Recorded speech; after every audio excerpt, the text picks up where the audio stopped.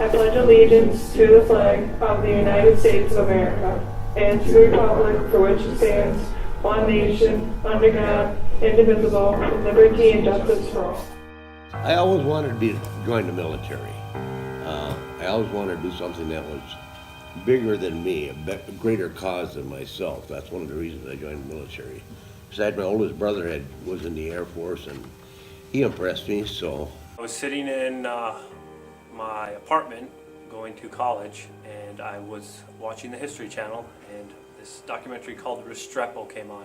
It was about an airborne infantry unit in the United States Army in the Korengal Valley of Afghanistan, and once I saw that whole documentary, I knew that was my calling in life, to become an airborne infantryman in the United States Army. I joined the Air Force March 27th, 1966. I left for basic training.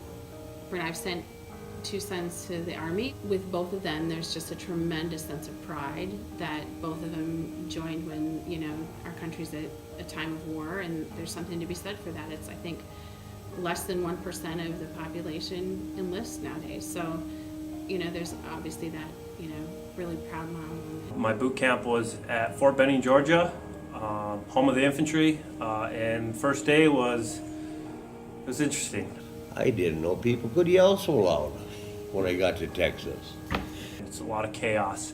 A little bit of yelling, a little bit of sweat, but it's not as bad as people think.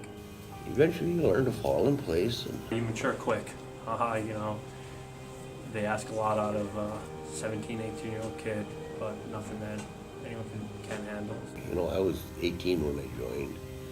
I was a whole 22 when I got out.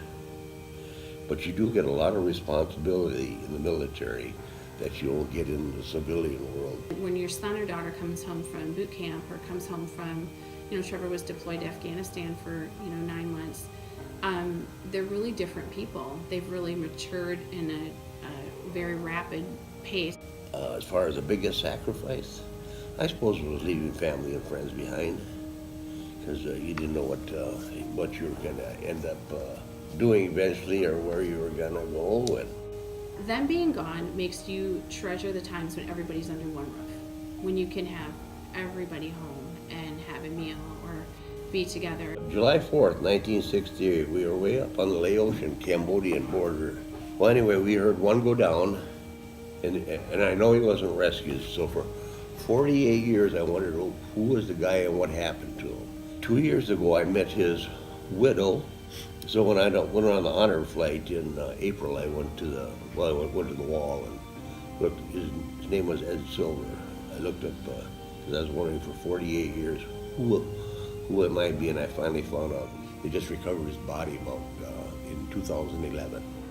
Now every time I see his daughter, I give her a big hug. It just made me feel so good. It was just like the load of the world was off me then. I love my job, I love my country. I wouldn't trade it for anything. I took my military vows seriously, and I took my wedding vows seriously. Other than that, I don't really take many things too seriously, but those I do. When you send a son to deploy, it's very different. There's a lot of prayer involved. There's a lot of combing websites to make sure, to see. I never knew anything about Afghanistan, really, until Trevor was there, and I was wondering if he was every day when his name wasn't on that death list was a good day. Until I saw that plane land and saw him get off of it, I never breathed, any bigger sigh of relief in my life than to see him safe and sound and out of that war zone. Thousands of people that are living it every day with their sons and daughters.